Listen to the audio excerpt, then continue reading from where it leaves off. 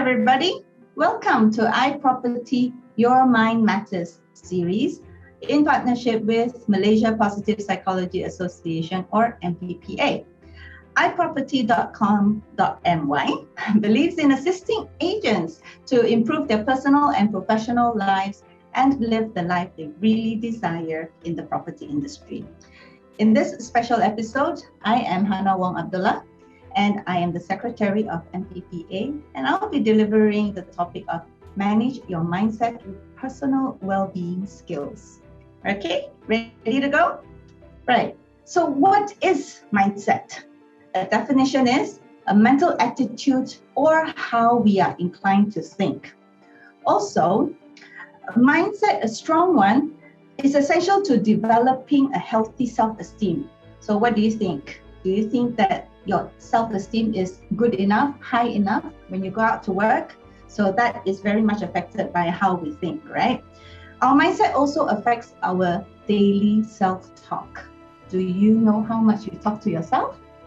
How about the thoughts that come in and out, can do, cannot do, right? Self-talk is so important. And no, we are not crazy. If we have a small voice telling us, things, giving opinions, that is our self-talk. And that is normal, okay? Mindset also reinforces our beliefs and our attitudes and feelings about ourselves and how we think and feel about others. So mindset is so important and affects every part of our lives. Agree? Right. So look at this. Everybody would have heard this before, seeing this glass. What do you think? Is it half full, half empty? And for those of you who are a little bit smart aleck, maybe you want to be a very statistic based, then you say, oh, it's not half full, it's not half empty, it's 50% filled with liquid. Also can. But that just shows where your mindset is, right? Now, when we talk about the glass half full, half empty, a lot of psychologists or professionals or even trainers use it to show whether we are more optimistic or whether we are more pessimistic. Are we more positive or are we more negative? So what do you think you are? Are you more positive or more negative? Let's have a look. Have you read this book before, or Habits of Highly Effective People by Stephen Covey? I share this with you because in the beginning of the book, talking about paradigm shift, Stephen Covey talks about what is paradigm shift. Do you know what that is? Because when I first read the word paradigm shift, what is that? I had to read on, and the story he told has stayed with me all these years. I think 20 years now since I first read the book. And so just in case some of you already know the story, it's okay. Let's have story time. So this man was traveling on the train in America, right?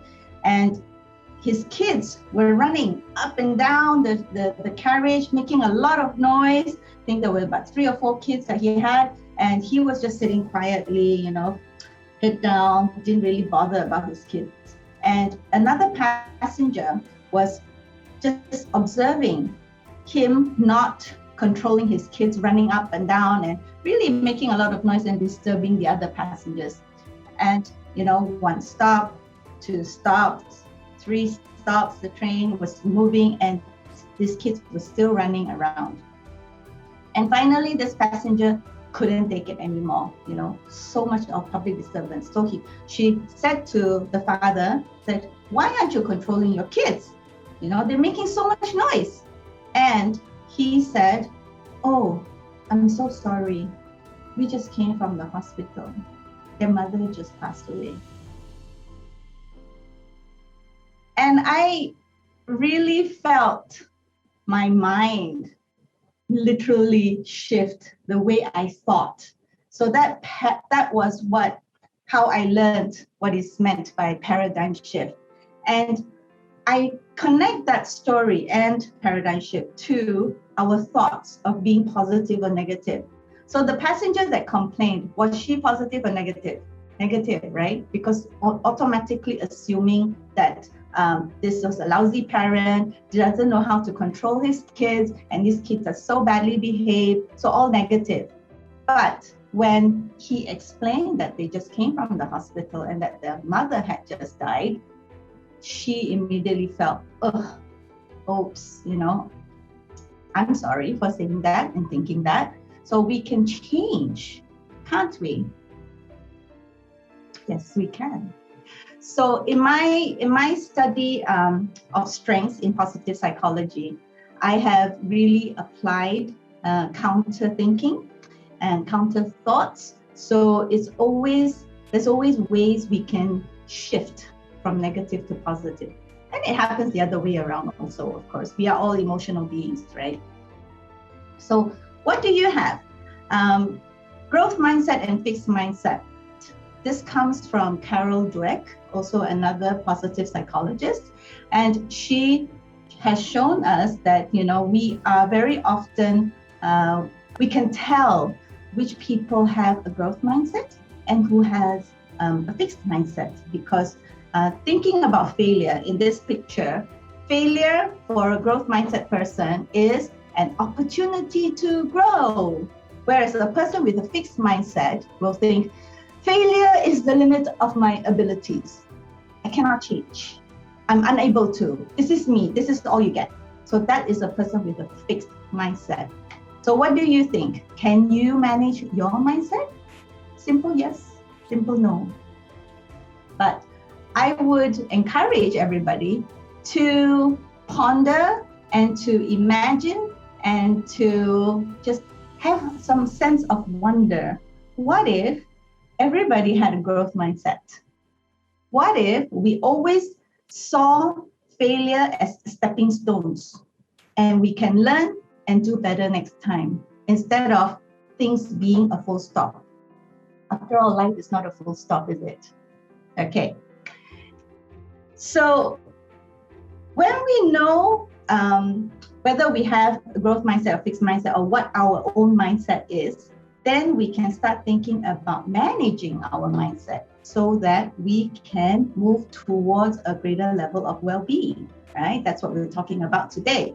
So what is well-being? Well-being is being in a state where you are healthy and happy, where I am healthy and happy.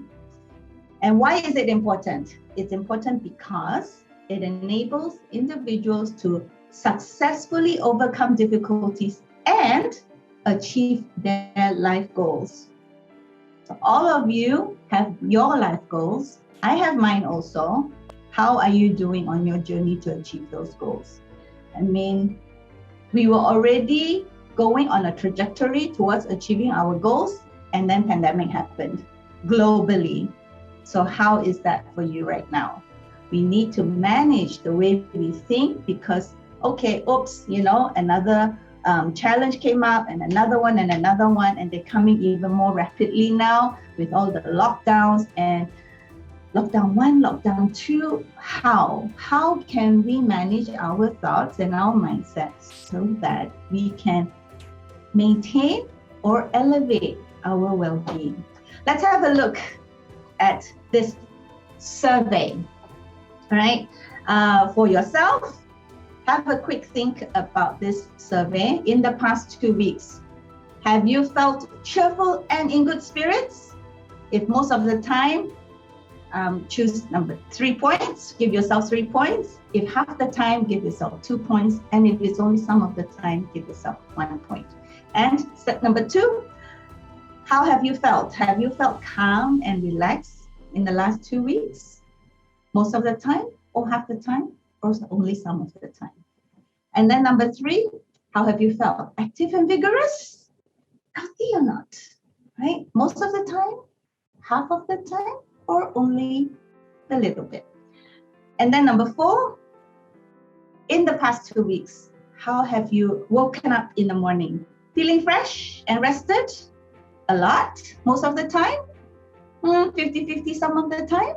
Or very little? Okay. And then number 5, has your daily life been filled with things that are interesting?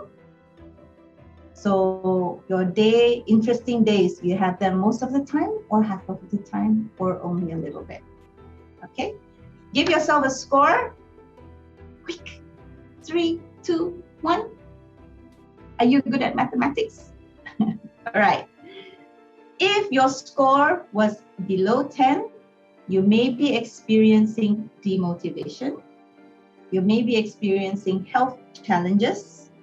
You may be experiencing elevated stress and preference. You may be preferring to be alone and not around other people, or you might be feeling lost if your score was below 10. Okay? But if your score was 10 and above, you have high levels of well-being. What does that look like? You feel a sense of contentment, peace, everything is good, right? Or you could be feeling a zest for life and the ability to laugh. What's funny? So me having tech problems in this recording might be funny. I could laugh at that so I don't get stressed, right? What else? We can adapt to change and we are flexible. So something happens, we fall down, schedule didn't go accordingly, we can be flexible and change and then keep on going. What else? 4, self-confidence and high self-esteem. Definitely. If you have a score of 10 and above, I would say your self-esteem is very high, you're confident, you can speak confidently. Every day is a bright day, a day of opportunity to do new things and to get more things done. What else? Able to build and maintain relationships, for sure. If we are having high level of well-being, remember, healthy and happy, we are probably having very good and positive relationships. Okay, so these are indications. The quick survey, low or high, you can gauge for yourself. Right, 5 things that we can do to maintain and improve our well-being. For those of us who are having scores of less than 10, please keep this in mind. And even those who have high levels of well-being, this is good for maintenance as well. 1, exercise. Being healthy is so important. So at least 30 minutes for most of the days of the week. It doesn't have to be every day, just most of the days, maybe 4 days, not 3 days. That's not most of the week, okay? 4 days at least. And then eat healthy. Eat a healthy diet and avoid overeating. This is not anything new. All of us hear this all the time. Less junk food, less salt, less sugar. And for us, in my family, because my husband had a heart attack 2 years ago, we completely changed the way we eat. It's no more the Asian way of, a lot of dishes, lauk in the middle of the table.